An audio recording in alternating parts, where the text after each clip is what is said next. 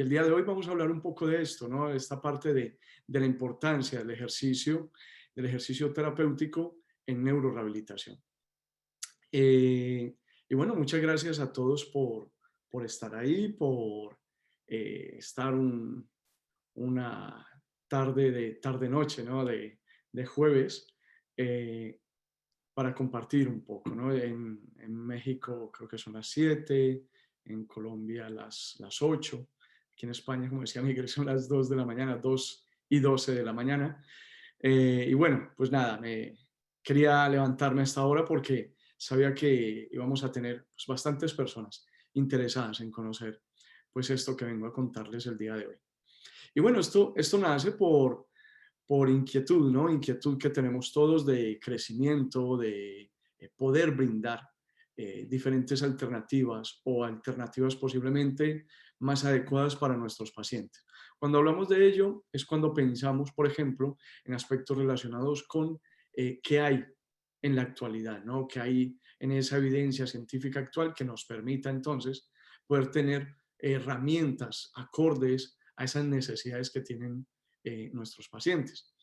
Bueno, pues a Miguel, yo soy Oscar Yepes, soy fisioterapeuta, soy de Colombia, tengo un máster en neurociencias, soy experto en fisioterapia neurológica y he hecho un doctorado en ciencias biomédicas aquí en la Universidad Complutense de Madrid. Pues bueno, llevo trabajando en el área neurológica toda la vida, bueno, toda la vida, toda mi vida profesional, que son ya 20 años, justo en este año, bueno, terminé en el 2001 la carrera y bueno, para mí esta ha sido esa área de interés. Es curioso porque hace este tiempo, y esto se los cuento, es porque muchos de mis profesores fueron primero, antes de ser fisioterapeutas, algunos de ellos fueron profesores de educación física, por lo cual el enfoque que teníamos nosotros dentro de nuestra formación de pregrado, mucha estaba relacionada con el ejercicio y eso era muy enriquecedor. En el momento yo creo que nosotros no lo veíamos tan valioso, ¿sí? ¿Por qué? Porque veíamos como otro tipo de técnicas, métodos o incluso conceptos con nombre propio podrían ser en esa época más efectivos, ¿sí? Pero nos estamos dando cuenta que evidentemente el ejercicio se convierte en esa herramienta para nosotros fundamental, para poder dar algunas, digamos, pautas adecuadas dentro de los procesos de rehabilitación. Lo vemos evidentemente en otro tipo de alteraciones o en otro tipo de patologías, lo vemos más claro que posiblemente en otras áreas de nuestro desempeño. Pero realmente en cualquier área de desempeño, yo creo que nuestra base fundamental es el ejercicio. Bien, y bueno, por eso el día de hoy quiero compartirles pues algunas cosas que a mí me parece que son importantes y que bueno, que de pronto nos despierten esa inquietud por decir, hay algo más, siempre hay algo más. Bien, bueno, a ver qué, vamos a pasar la diapositiva. Bueno, si quieren, al final, pues podemos hacer esa parte de preguntas, las dudas, inquietudes que tengan, pues bienvenidas todas. Y bueno, quería comenzar primero con esto. Quiero que vean este video.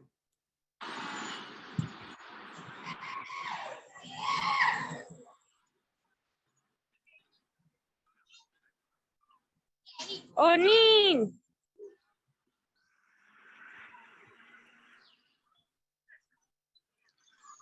No.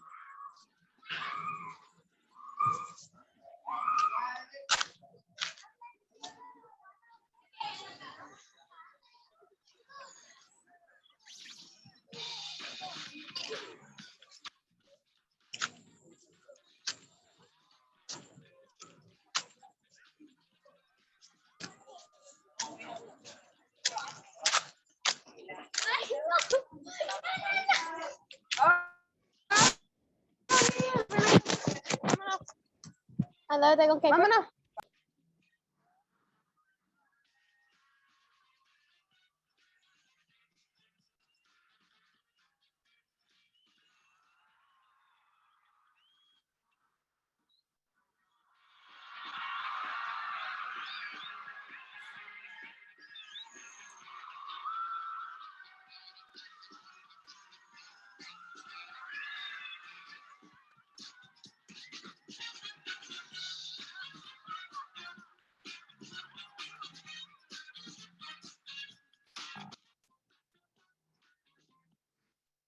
Bueno,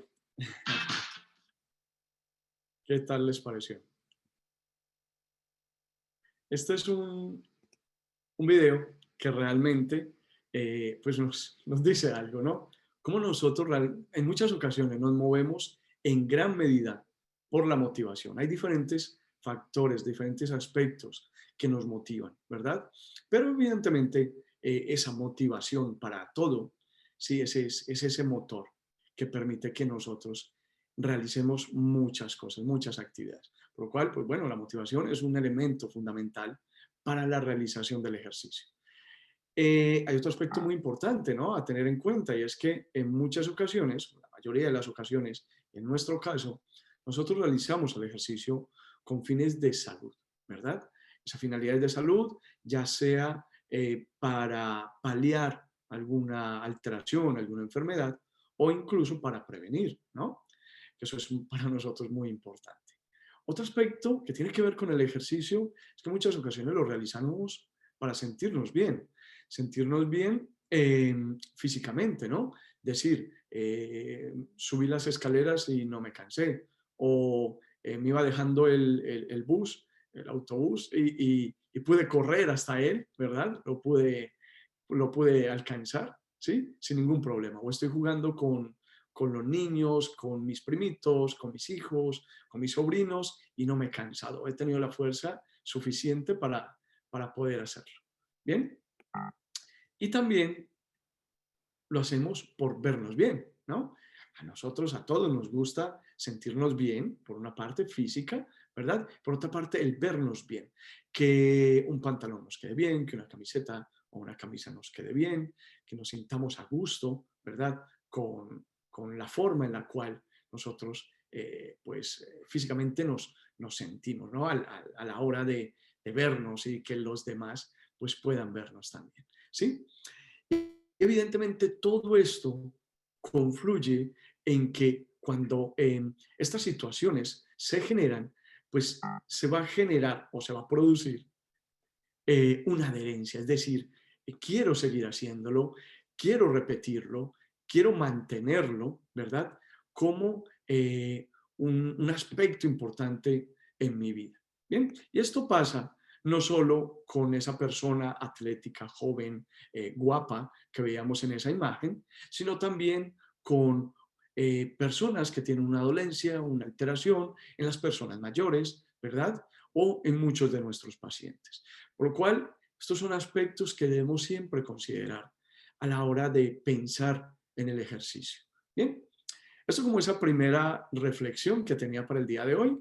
Y ahora una segunda reflexión que guarda mucha relación con lo que venimos hablando.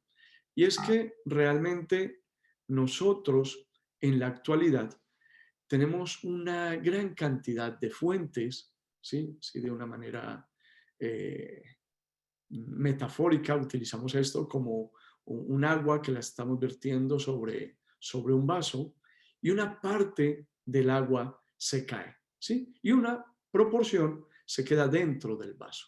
Vamos a pensar en esa agua como la evidencia científica actual que tenemos nosotros dentro de fisioterapia, ¿sí?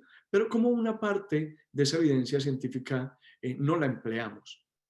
No la empleamos porque no la leemos, no llegamos a ella. Pero hay otra pequeña parte que sí que utilizamos y logramos utilizar o emplear con nuestros pacientes, ¿sí?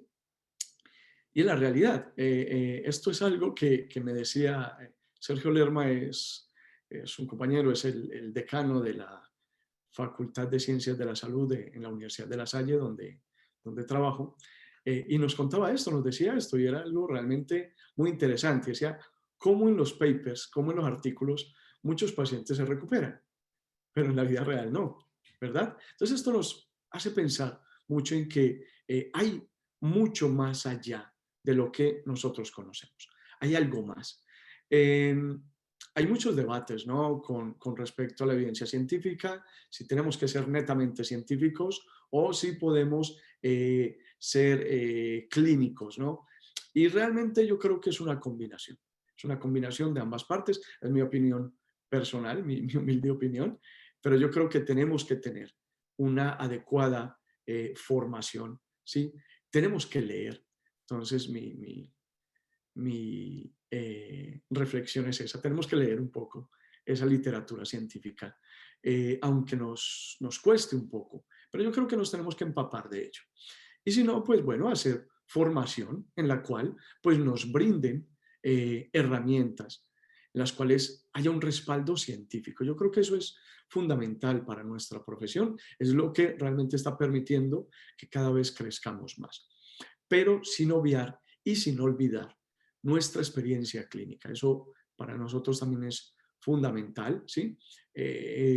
Nosotros en Latinoamérica hemos sido criados con el respeto a los mayores y hemos utilizado la frase, sabe más el diablo por viejo que por diablo, donde es una realidad, ¿no? La experiencia en muchas ocasiones pues nos permite utilizar algunas herramientas, pero evidentemente si no hay un respaldo científico, pues muy difícilmente pues todo esto tenga validez. Bien, entonces comenzamos con esas dos reflexiones. Por una parte, cómo nosotros nos motivamos para el ejercicio y la otra, de que evidentemente necesitamos empaparnos un poco más de la evidencia científica. Bien, y por ello quiero continuar entonces con este artículo publicado hace exactamente un año, en el cual es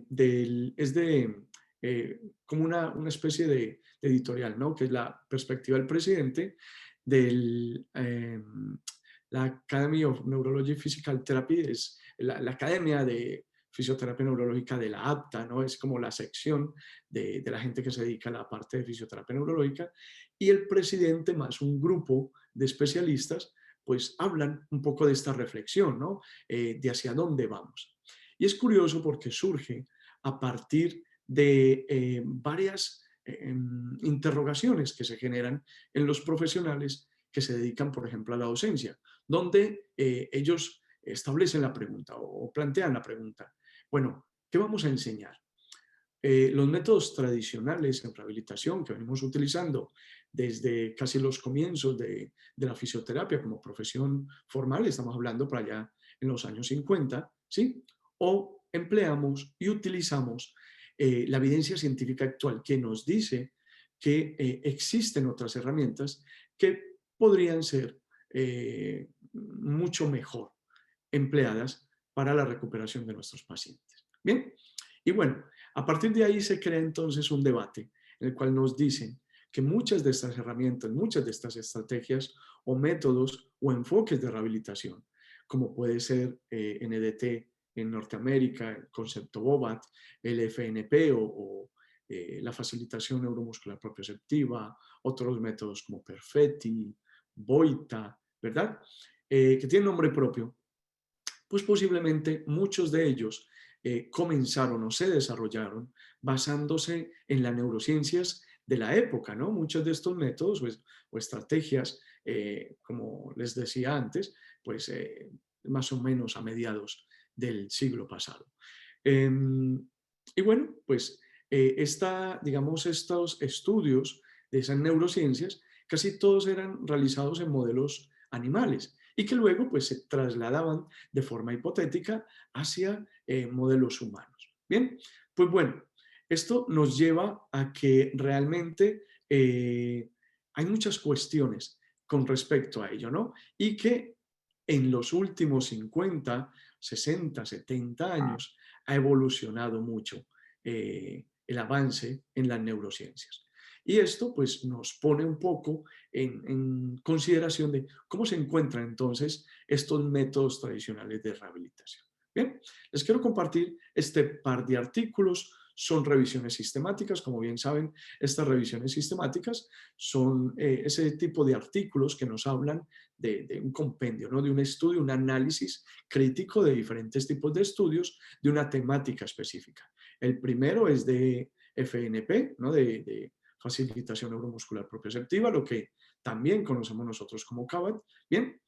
Y nos habla que, pues, bueno, se logran identificar algunos cambios que se puedan presentar en parámetros de la marcha en algunos de estos pacientes. Dentro de esas conclusiones finales que hacen en este artículo. Pero posiblemente hay una carencia o ciertas limitaciones metodológicas en estos estudios donde pues se logra identificar que no son estudios de muy alta calidad. Algunos de ellos, pues, dentro de esos aspectos metodológicos que presentan, son, por ejemplo, los tamaños de la muestra tan pequeños, la no claridad en el método empleado, ¿sí? La disparidad en cuanto a la muestra, ¿sí? Bueno, evidentemente, pues esto hace que los estudios no tengan una calidad adecuada.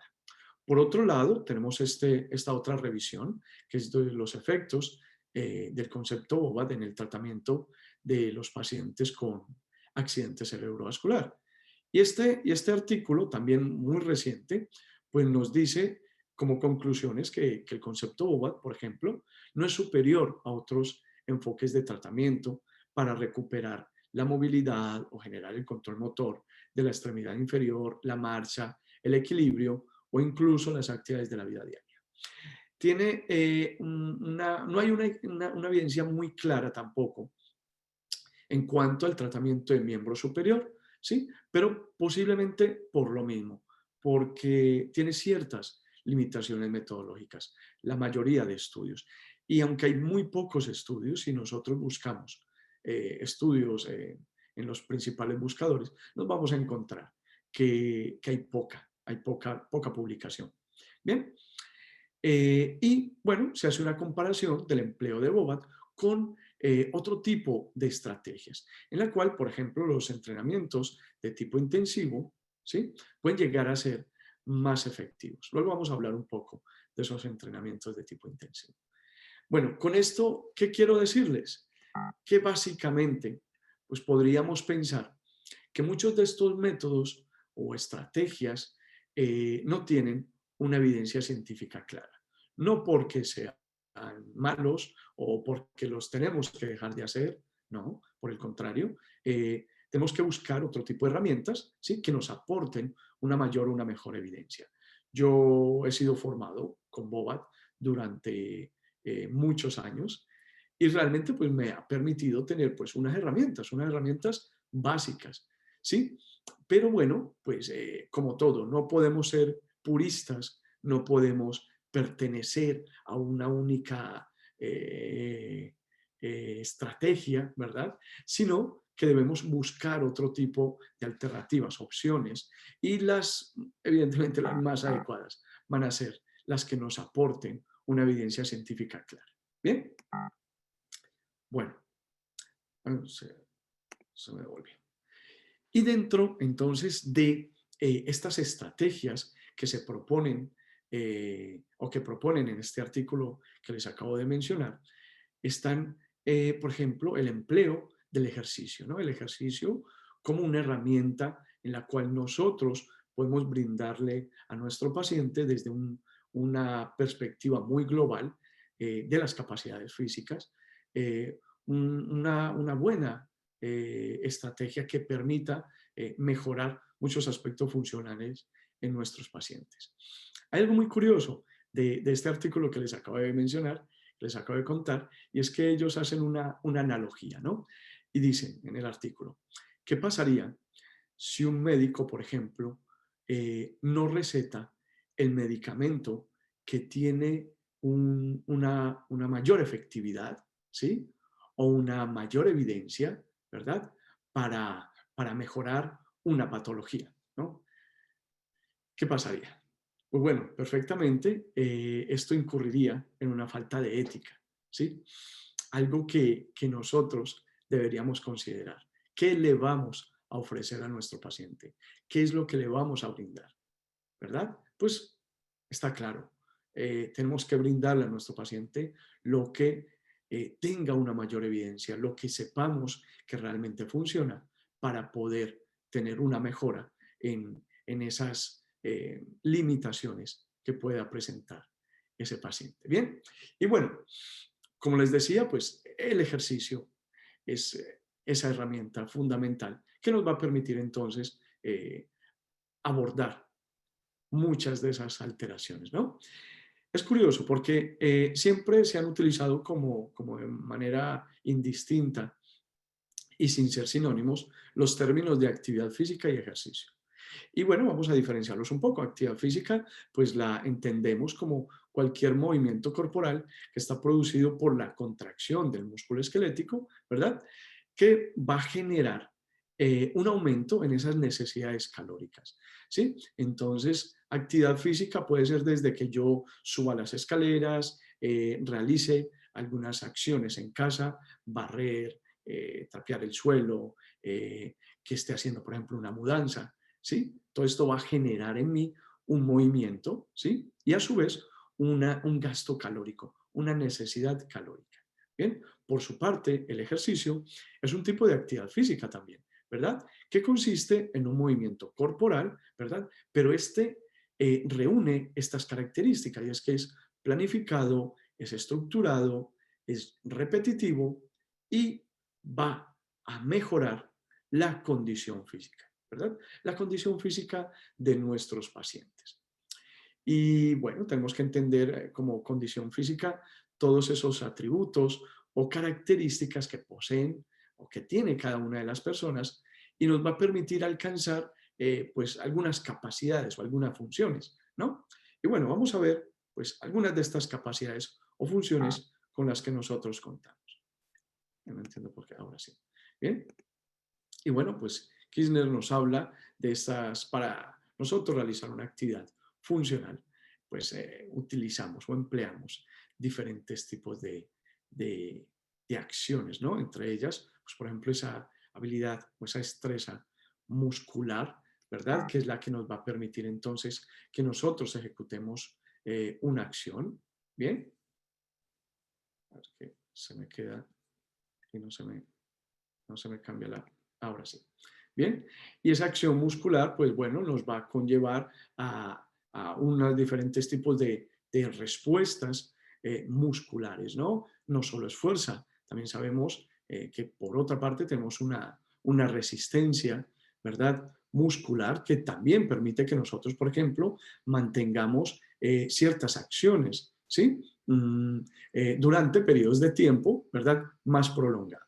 Bien, por otra parte estaría la otra resistencia, ¿no? A veces se confunde la resistencia, el endurance cardiopulmonar, la resistencia cardiopulmonar con la resistencia muscular. Como sabemos, son resistencias totalmente diferentes, pero que sí que es verdad que están muy ligadas a, digamos, esos aspectos fisiológicos, metabólicos que nosotros tenemos a la hora de ese gasto energético que necesitamos emplear. Por otra parte está nuestra movilidad, ¿verdad? Y esa movilidad que es fundamental para muchos de nuestros pacientes. Si lo enfocamos, si hablamos del paciente neurológico, sabemos que ellos tienen unas grandes alteraciones en la movilidad.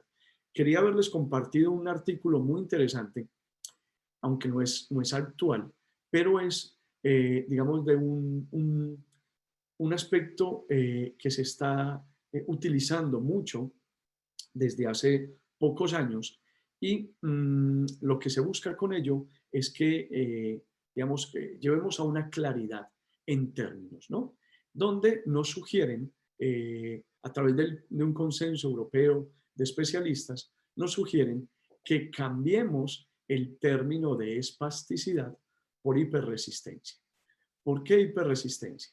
Pues bueno, porque realmente los aspectos tanto funcionales, musculares, óseos y articulares estarían relacionados con esa movilidad. Y otros aspectos de tipo neurológico, pues están relacionados más, por ejemplo, con la hiperreflexia, ¿verdad? La hipertonía, ¿no? Que podríamos nosotros también determinar, pero que a su vez todo esto lo que va a generar entonces es que la persona tenga una limitación en el movimiento a causa de un aumento en la resistencia del tejido, ¿verdad?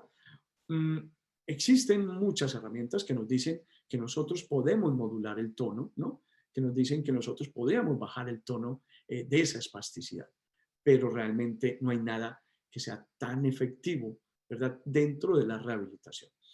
dentro de la fisioterapia, ¿no? Porque si hablamos en términos médicos, pues conocemos algunos medios farmacológicos, como puede ser la aplicación de la toxina botulínica, ¿verdad? Que eso sí que es verdad, que disminuye ese aumento del tono gracias a la acción directa que ejerce sobre la placa motora, sobre esos receptores de acetilcolina en la placa motora. Bien, pero entonces la recomendación es hablar en términos de hiperresistencia. Y si nosotros hablamos en términos de hiperresistencia, tenemos que pensar en que vamos a trabajar hacia vencer esa resistencia que nos están generando estos grupos musculares, ¿verdad? Que no nos permiten realizar un movimiento acorde. Bien, entonces, esto para que lo vean más adelante, esto incluso es algo que hablaremos nosotros, que no se los he comentado, pero con Bifia tenemos un curso muy próximo en el mes de abril, donde hablaremos de todos estos aspectos y vamos a ver cómo los vamos a abordar. Bien, bueno, por otra parte está ese control neuromuscular o esa coordinación, ¿verdad? Que para nosotros es fundamental. Si no tenemos ninguna alteración, si no tenemos ninguna patología, posiblemente no estamos muy atentos a esas dificultades neuromusculares que podamos llegar a presentar. Pero ya cuando tenemos una alteración, ya nos damos cuenta que podemos presentar algunas limitaciones en la manera en la cual ejecutamos una acción. ¿Bien? Que eso también nos lleva a otro aspecto, que es, por ejemplo, la estabilidad. ¿Bien? Y esa estabilidad, que se las muestro yo con este video, es algo muy interesante. Por ejemplo, ¿dónde tengo yo estabilidad? Podría pensar que en el caso de este señor, a nivel proximal, estamos buscando estabilidad. Miren, es un señor mayor que está haciendo un trabajo de fondo en unas anillas de gimnasia, pero que a su vez está utilizando no solo la estabilidad, sino la fuerza. Y miren ese detalle. No solo incluso la fuerza, a ver, me voy a devolver. Ay, un segundo. Sino, miren esto, qué tan importante es que todo esto trabaja de forma sinérgica. Trabajo la estabilidad, ¿sí? Pero tengo que trabajar la fuerza también. Y a su vez, para que este señor pueda levantar, realizar esos movimientos y luego levantar las piernas de esta manera, necesita movilidad. Si él no tuviera la movilidad suficiente en los flexores de cadera bajo la no restricción que tiene de, por ejemplo, de los extensores de cadera, de los isquiotibiales, ¿sí? ¿Verdad? Pues es por eso que él puede levantar las piernas de esa manera, a pesar de estar trabajando en componentes de estabilidad y de fuerza. Bien, entonces miremos cómo pues interactúan todas estas acciones para nosotros, en nuestras acciones cotidianas, pero también en las acciones que ejercen nuestros pacientes. Bueno, un paciente no nos va a hacer esto, ¿verdad? Pero esto simplemente para que veamos que nosotros requerimos de muchos aspectos para poder llevar a una estabilidad, ¿verdad? Y miren, y aquí están trabajando todos estos parámetros de acción física, ¿verdad? Sobre aspectos funcionales. Por eso nosotros siempre tenemos que pensar en que nuestro paciente tenemos que abordarlo desde esas capacidades físicas. Y en muchas ocasiones obviamos el hecho de trabajarlo desde estos aspectos. Utilizamos algunas de las estrategias que pueden ser muy pasivas, ¿sí? O incluso muchas de estas estrategias que nosotros utilizamos, digamos que son muy conservadoras, ¿no? Porque cuidamos, fragilizamos mucho al paciente neurológico o el paciente adulto, ¿verdad? Y decimos, no, voy a hacer algo suave, no lo voy a poner en riesgo, no le voy a exigir más allá de lo que él me pueda dar, ¿verdad? Pero realmente esto lo que ha hecho es que no se generen esas ganancias funcionales que realmente debería tener el paciente en el periodo de tiempo por el cual él está realizando un entrenamiento. Bien, y bueno, volviendo entonces a retomar la parte de ejercicio terapéutico, la American College of Sport Medicine, que digamos es esa entidad a nivel de Norteamérica, en la cual no solo nos basamos en América Latina y en Norteamérica, sino también, digamos, en Europa. Se tiene muy en cuenta lo que se dice en esta organización, porque digamos que reúne todos esos criterios importantes a la hora de utilizar el ejercicio terapéutico. Bien, entonces nos hablan de que el ejercicio terapéutico pues, nos permite corregir o prevenir alteraciones, ¿no? En nuestro caso, en nuestra área, es muy importante. También nos va a ayudar a mejorar o restablecer o potenciar el funcionamiento físico. Esto también se hace en el paciente neurológico. Vamos a prevenir, reducir factores de riesgo para la salud. Algunos de estos pacientes sabemos que ya lo tienen, ¿verdad? Por lo cual vamos a reducir también mediante el ejercicio. Y vamos a optimizar el estado general de salud. Me hubiera gustado haberles traído un video, se me olvidó ponerlo. También, perdón, me ahogué. También es de una publicidad que no sé si lo vieron en Navidad y no recuerdo de qué era. Y era un señor mayor que lo muestran levantando una pesa rusa, ¿sí? Un kettlebell. Lo estaba levantando y el señor entrenándose con el kettlebell, ¿verdad? Varias semanas, empezó con uno más pequeño, luego uno más grande, ¿tal? Y luego muestran cómo el señor llega a la casa, a una casa donde hay una familia reunida y viene una niña que es su nieta. Y él la coge de brazos para que ella ponga la estrella sobre el árbol. Es una publicidad muy bonita, pero miren cómo nos lleva a una actividad funcional. Este señor se entrena, se preparó, ¿verdad?, para poder hacer una acción. Y es lo que nosotros tenemos que pensar. Esta tarde venía cargado de cosas porque tuve que comprar la compra, ¿no? Los alimentos, venía con una bolsa del gimnasio, venía con otra maleta y venía con varias cosas. Venía yo pensando, bueno, esto igual es gasto energético, es ejercicio, es actividad, ¿verdad?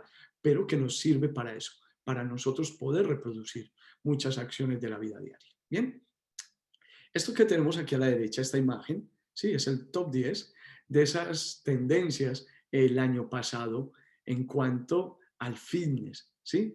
El fitness en general, ¿no? Entonces nos hablan del entrenamiento online, de la tecnología wireless, del entrenamiento del HIIT, del entrenamiento virtual, ¿sí? Del entrenamiento personal, ¿vale? Y pues recientemente ha salido la del 2022, ¿verdad? Entonces estas son las tendencias. Nos hablan, por ejemplo, en primer lugar, perdón, está la tecnología wireless, está el entrenamiento en casa, con aparatos en casa, las actividades afuera, el trabajo con peso libre, ¿sí? El trabajo de entrenamiento para bajar la pérdida de peso, ¿no? El aporte importante del entrenamiento personal, el entrenamiento de fuerza con el propio peso, ¿verdad? Entonces son diferentes tipos de, digamos, tendencias hacia las cuales pues, nos lleva este año 2022 a utilizar pues, muchas de estas estrategias. Y esto sale de aquí, de este artículo reciente que nos habla entonces de eso. Esto se hace a través de un cuestionario de diferentes expertos en todas áreas que están relacionadas con el ejercicio. Nosotros entraríamos por acá en los profesionales médicos, ¿sí? Donde un 10% de los encuestados pues hacen parte de ese plantel, ¿no? Y pues ellos en ese cuestionario plantean 20 aspectos, ¿sí?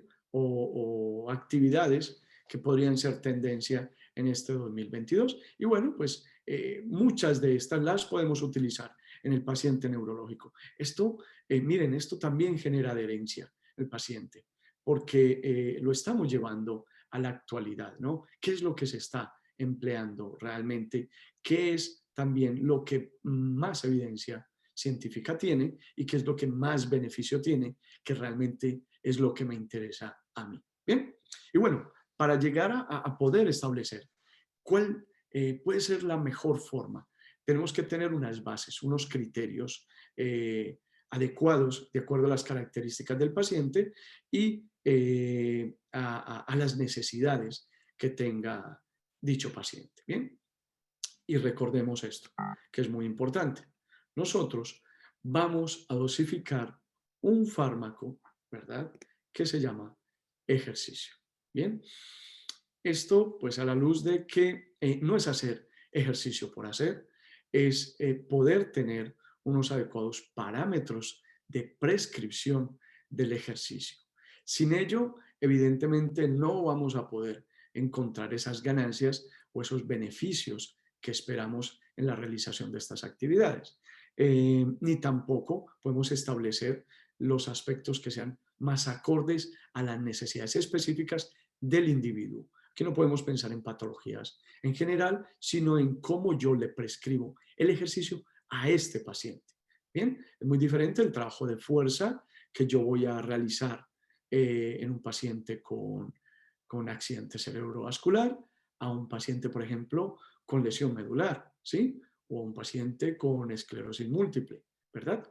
Es muy diferente. El planteamiento es diferente en cuanto a términos de carga, de intensidad, de necesidad, también hablando, por ejemplo, de objetivos claros. Bien, entonces, bueno, miren este fármaco, esta capsulita, pues la tengo que tener en cuenta, ¿no? Y antes de, ¿sí?, tengo que ver la evaluación de los riesgos. Y esto se da a través de las contraindicaciones y se hace a través de un proceso que se denomina de estratificación del riesgo. Bien, de acuerdo a esto, pues yo ya luego puedo plantear una dosis, ¿sí? ¿Qué carga le voy a meter al paciente? ¿Qué intensidad? ¿Verdad? ¿Qué tipo de resistencia? ¿Cómo lo voy a plantear?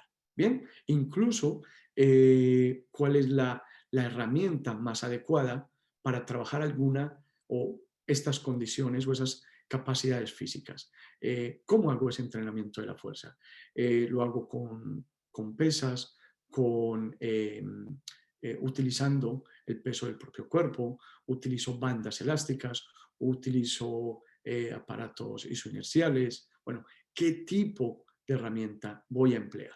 Bien, y eso pues estaría relacionado con el modo de aplicación, ¿no?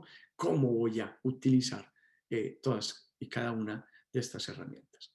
Y bueno, como les decía antes, importante para nosotros esa estratificación. No me voy a detener mucho en esto para que avancemos un poco, pero es muy importante saber cuál es el riesgo que tiene el paciente. Recordemos que muchos de los pacientes neurológicos tienen algunos factores de riesgo de tipo cardiovascular y evidentemente esto va a generar pues algunas dificultades a la hora de realizar el ejercicio.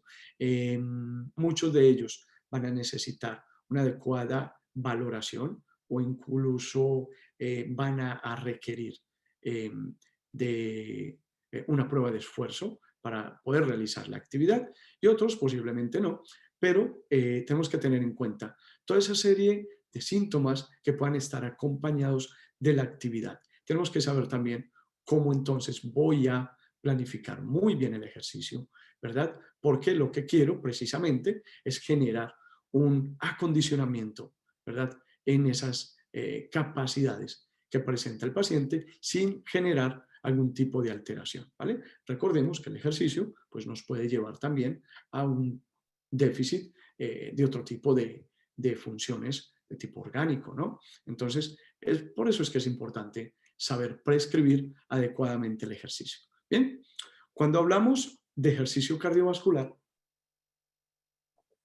pues nos encontramos con diferentes tipos de beneficios. Y bueno, pues claro, evidentemente todos estos están relacionados con esas acciones fisiológicas y metabólicas que nosotros vamos a necesitar y vamos a emplear para poder desarrollar muchas acciones de la vida cotidiana, ¿no? Entonces, por ejemplo, cuando hablamos dentro de esos beneficios a nivel cardíaco, por ejemplo, en el corazón, vamos a ver, por ejemplo, esa parte de la bioenergética, ¿no?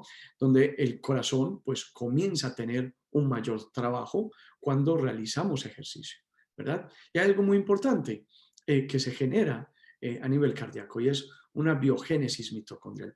Comienzan a producir nuevas mitocondrias que evidentemente permiten que se mejoren pues, muchas de esas capacidades metabólicas. Y esto se comienza a producir inmediatamente. Nosotros realizamos el ejercicio. No hay que esperar un mes para tener una biogénesis mitocondrial. Las mitocondrias se estimulan de una forma, digamos, muy fácil mediante la realización del ejercicio, ¿verdad? Hay otro aspecto muy importante, la oxidación de los ácidos grasos, ¿no? Pensemos en ello en el proceso de la lipólisis, ¿verdad? Como esa fuente de energía a nivel muscular. Pero claro, para poder llevar incluso a ese gasto energético, a esa lipólisis, tenemos que tener una adecuada acción muscular. Entonces tenemos que tener músculos realmente preparados para poder generar, ¿verdad? Ese gasto, ¿no? De una manera análoga, o haciendo una analogía, podríamos decir que los ácidos grasos son como esa gasolina, ¿no? Esa gasolina que tenemos, pero depende de un motor. El motor es el músculo. Si el motor está potente, está fuerte, exige, ¿verdad? Pues vamos a tener un adecuado consumo de esa gasolina. De lo contrario, si el músculo no lo estimulamos, no lo activamos, esa gasolina, que son los ácidos grasos, pues evidentemente no se van a consumir y se van a ir depositando pues en otra cosa. Bien, bueno, a nivel, por ejemplo, de vasos sanguíneos, tenemos una disminución en la formación plaquetaria, ¿verdad? Tenemos una disminución en la calcificación, por ejemplo, de las diferentes válvulas, específicamente la válvula aórtica y bueno, otro tipo de aspectos, ¿no? A nivel del vaso sanguíneo. A nivel de la sangre, pues vamos a ver cómo se puede aumentar incluso el número de hematocritos, se aumenta la eritroproyectina, como sabemos se aumenta el HDL, se disminuye el LDL, bien, y bueno, pues vamos a generar con ello pues la disminución de todos esos factores de riesgo cardiovascular. Y evidentemente vamos a generar unas fuentes de energía adecuadas para la realización de la actividad. Y hay algo muy interesante con respecto a esto, y es que, claro, esto nos lleva a que ese aumento en el flujo sanguíneo pues nos va a llevar una serie de sustancias o de elementos hacia diferentes tipos de órganos, ¿no? Y dentro de ellos, por ejemplo, tenemos este, que es el BDNF, que es un elemento de salud cerebral que también puede estar presente en otros órganos, pero a nivel cerebral pues cumple unas funciones muy importantes. Este es o se denomina como factor neurotrófico derivado del cerebro, que este es un miembro de las neurotrofinas que es conocido por su papel importante en la proliferación, en la supervivencia y en la diferenciación neuronal. Por lo cual va a tener un papel muy importante en el accidente cerebrovascular. ¿Por qué? Porque por una parte, cuando se genera, digamos, esa activación del BDNF mediante el ejercicio, por ejemplo, va a inducir mecanismos antiapoptóticos. Como sabemos, reduce entonces, puede llegar a reducir el tamaño de la lesión en la zona, ¿no? Esta sustancia permite entonces mejorar las conexiones neuronales y evidentemente esto permite aumentar la acción de ciertas áreas corticales, básicamente por mecanismos de aprendizaje motor. Es decir, por el hecho de estimular nosotros a nivel cerebral, pues podemos generar una mayor acción, digamos, de este elemento. Bien, de esta forma, pues vamos a ver una reorganización a nivel cerebral, ¿verdad? A ver, generándose entonces una sinaptogénesis, ¿sí? Vamos a mejorar esas conexiones sinápticas o se van a generar otras conexiones sinápticas que van a permitir, por ejemplo, sustituir, ¿no? Zonas de lesión, ¿sí? Se puede mejorar incluso la activación de espinas dendríticas y de esa manera, pues, estos mecanismos de plasticidad neuronal. Bien, entonces, bueno, estamos hablando que el ejercicio ayuda al proceso de plasticidad neuronal. Nosotros cuando hablamos de la rehabilitación del paciente neurológico siempre utilizamos el concepto, ¿no? de plasticidad. Pero ¿realmente estamos generando plasticidad? Pues bueno, para que se puedan producir estos mecanismos de neuroplasticidad, tenemos que llevar entonces un adecuado riego sanguíneo a nuestro cerebro. ¿Y cuál es la mejor forma? Yo me pregunto, ¿cómo mejoramos el riego sanguíneo a nivel cerebral? Bueno, evidentemente con ejercicio cardiovascular. Si yo no genero ejercicio cardiovascular, la sangre no me va a llegar hacia esos órganos. Bueno, no me va a llegar, no es que no me vaya a llegar, sino que me va a llegar en menor medida, ¿verdad? A nivel cerebral. Nuestra estimulación, ¿verdad? O nuestro elemento fundamental para estimular la vascularización, pues es el ejercicio, ¿verdad? Por lo cual, la actividad cardiovascular se convierte entonces en esa herramienta fundamental para la acción de la neuroplasticidad. Existen otro tipo de estrategias, el trabajo de fuerza también, por ejemplo, se ha visto, no lo tengo acá, lo tengo en otro artículo, se ha visto como el trabajo de fuerza estimula también el BDNF. Un BDNF que incluso se transporta desde el músculo hacia el cerebro. Es algo realmente muy interesante porque se da por medio de los trabajos de fuerza. Bien. Y bueno, hablando de esa plasticidad neuronal, quería compartirles este artículo que nos habla de esos 10 principios fundamentales, ¿verdad? A la hora de generar plasticidad. Yo quiero compartir o destacar estos 3. Uno está relacionado con la especificidad, ¿verdad? Tratamiento específico, adecuado, acorde a las necesidades del paciente, ¿verdad? Lo hacemos, sí, yo creo que esto sí que lo solemos hacer, pero yo creo que fallamos en esto, en la cantidad y en la intensidad del ejercicio. Por lo que mencionábamos antes, tenemos una tendencia a fragilizar al paciente. Y para que se puedan dar todos esos procesos de mejora, para yo poder, como lo mencionábamos antes, aumentar el flujo sanguíneo a nivel cerebral, no vale con que la persona se siente y en unos pedales, ¿verdad?, esté por 5 minutos.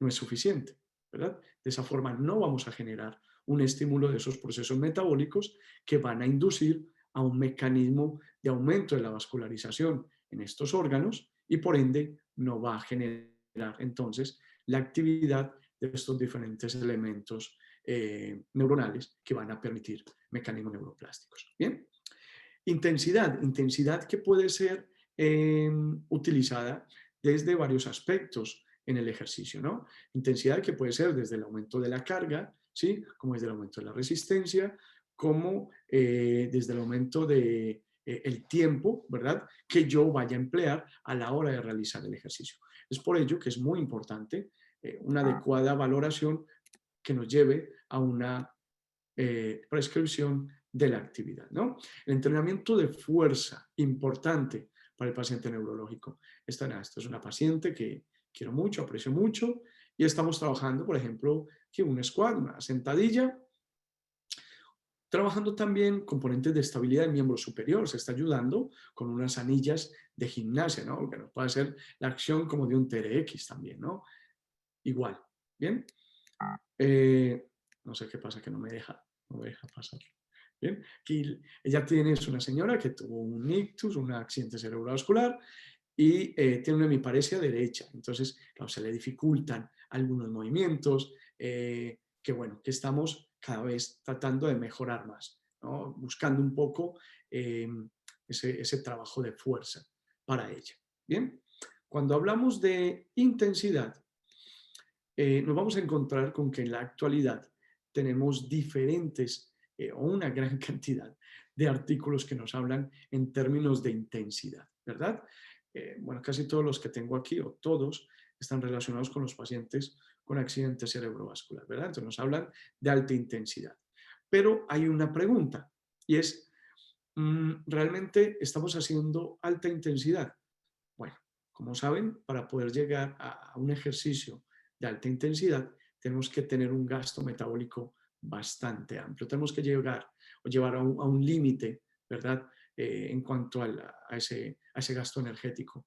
Entonces, es muy importante poder saber cuándo podemos llegar a una alta intensidad. Pero esto lo podemos alcanzar con una adecuada prescripción, como se los venía contando. Bien, hay otros parámetros que también nos permiten aumentar la intensidad y tienen que ver con esto, miren, y es la dificultad o la variabilidad del movimiento.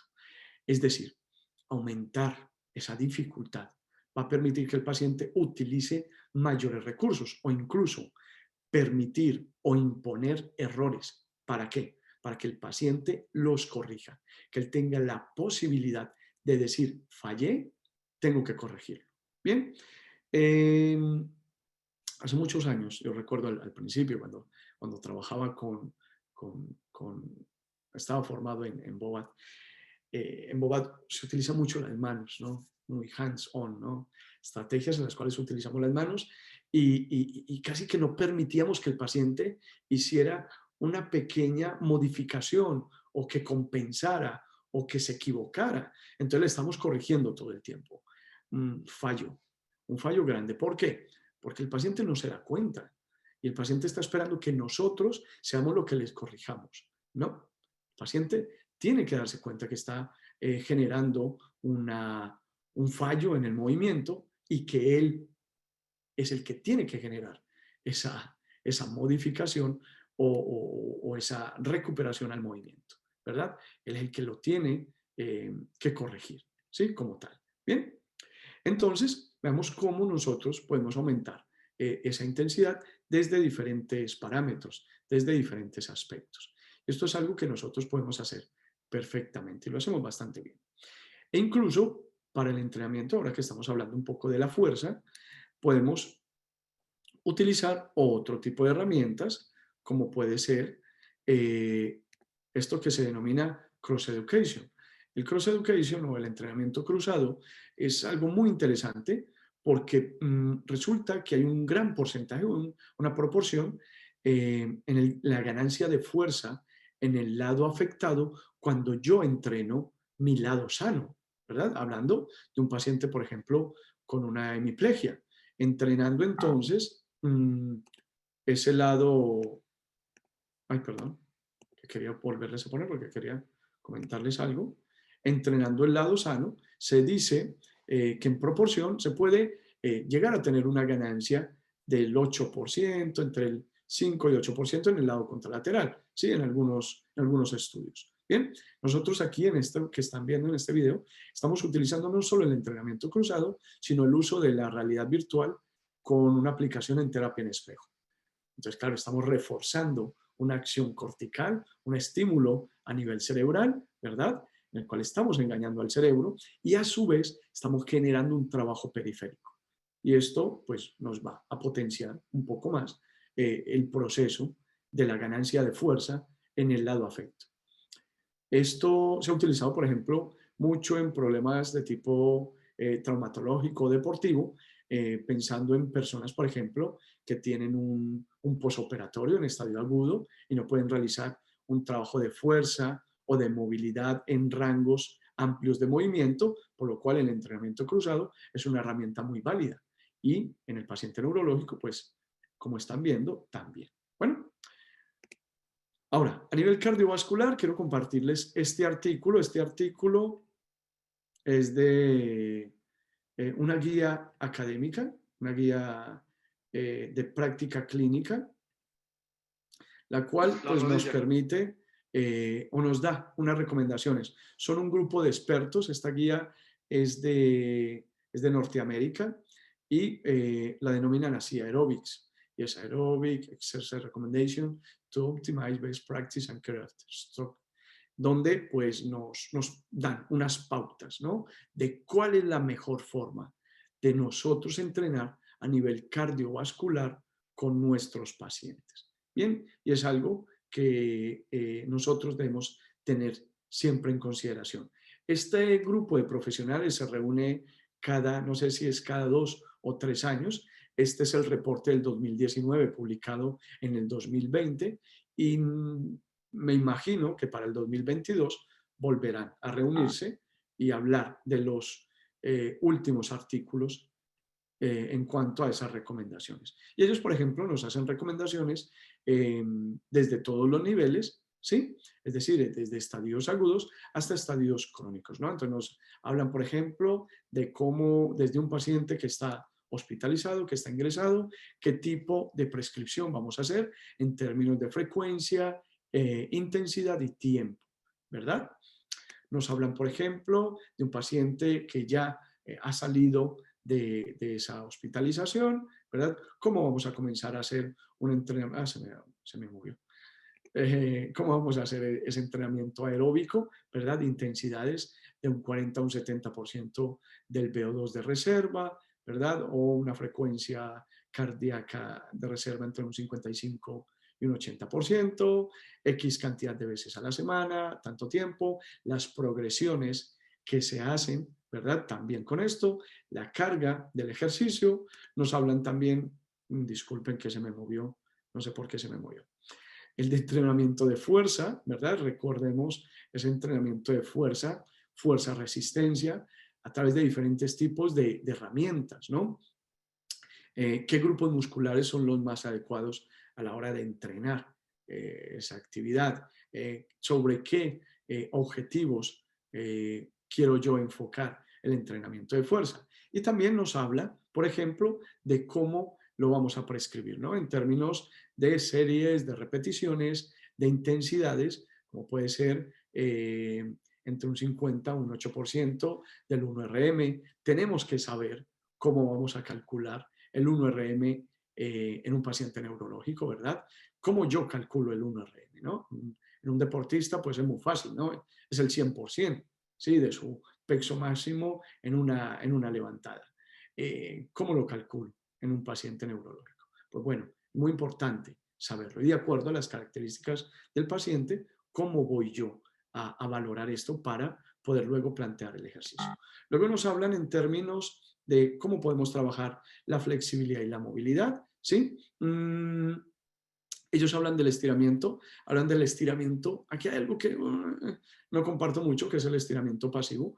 Yo pensaría, como estábamos hablando hace un rato, en términos de la hiperresistencia, yo creo que es más acorde trabajar hacia elementos que nos puedan llevar hacia la actividad dinámica, ¿no? El estiramiento dinámico, acompañado, combinado, por ejemplo, de estrategias. Aquí hay un grupo de compañeros que vienen trabajando hacia la movilización del tejido neural, ¿no? Que es tan importante, ¿sí? Como olvidamos el nervio periférico, que también genera restricciones, ¿verdad? Entonces, la actividad dinámica pues, nos puede ayudar o favorecer un poco más a ello.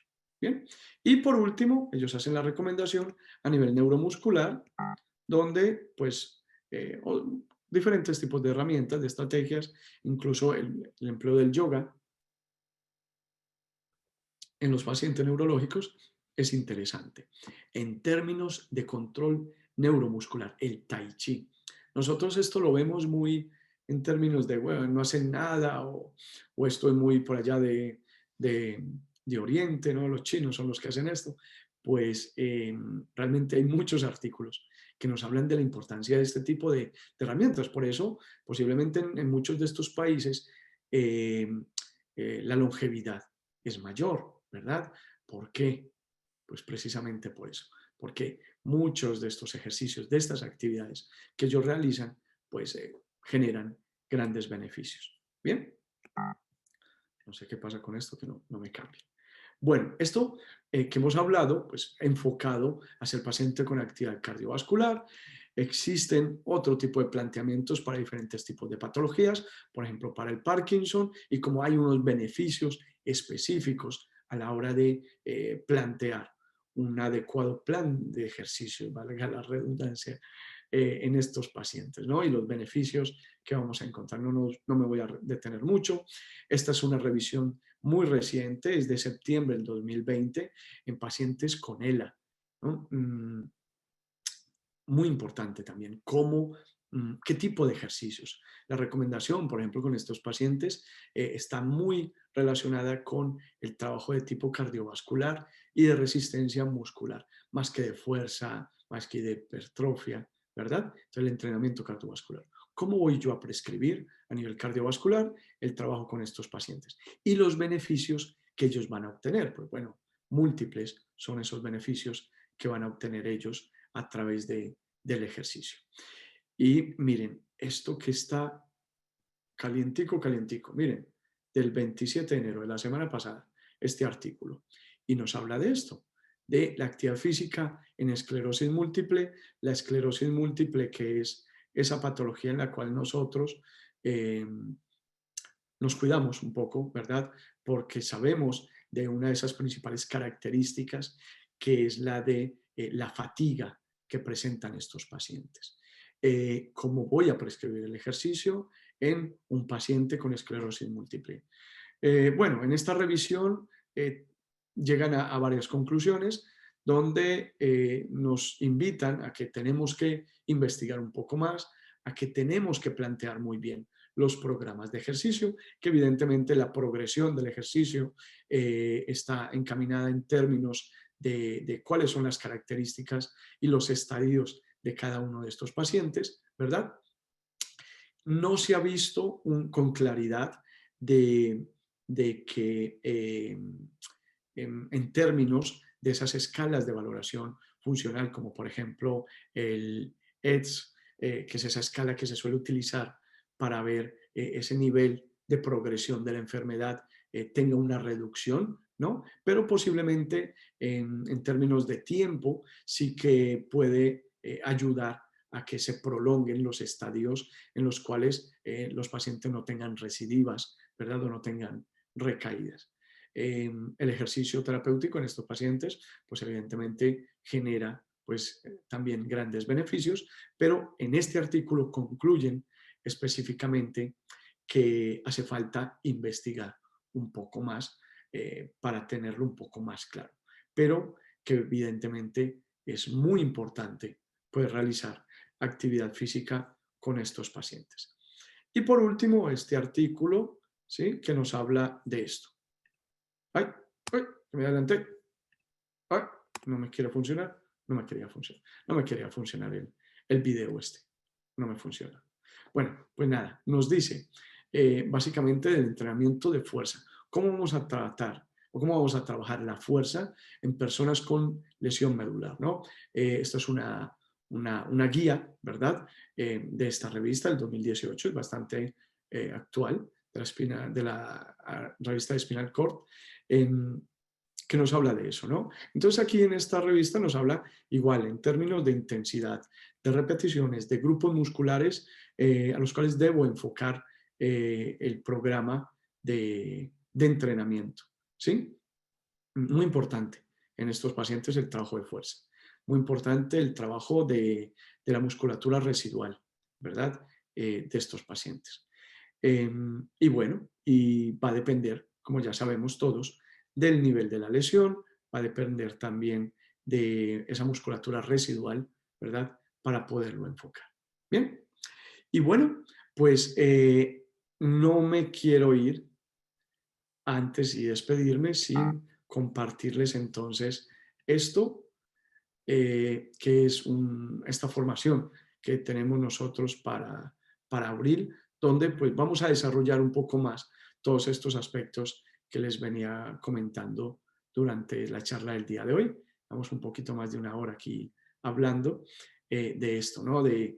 Bueno, realmente hay una serie de beneficios en el ejercicio con estos pacientes que tenemos que tener en cuenta siempre que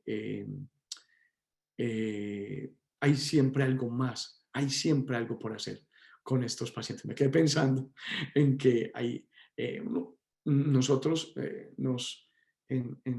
he dado cuenta que en Latinoamérica, por lo menos la relación que tengo con muchos compañeros de Colombia, vamos en términos de la titulitis y los nombres, ¿no?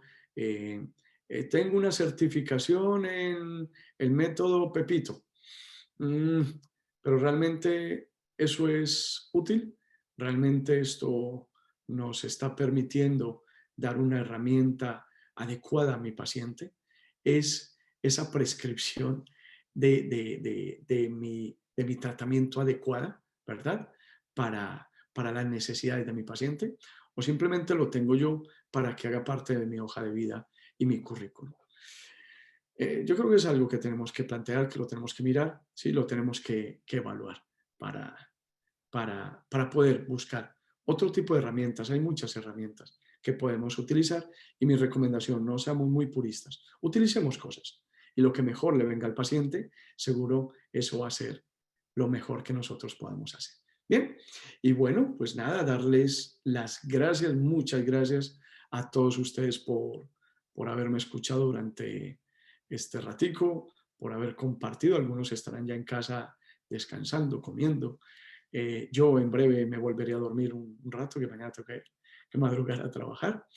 Gracias a Bifia por la invitación y por, ¿verdad?, pensar en mí para poderles compartir esto.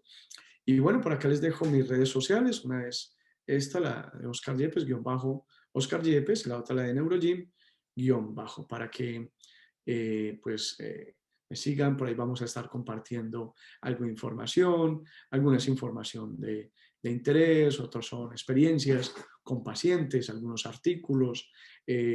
También tenemos, bueno, comparto algunas cosas desde la neurociencia, la neuroanatomía, que es un área que también me gusta mucho, los métodos de representación del movimiento. Trabajo también utilizando, por ejemplo, estrategias como la imaginación motora, la observación de la acción, que me parece que igual también tienen una muy buena evidencia científica y es otra forma de llegar a estimular el cerebro, que es algo que a nosotros nos interesa.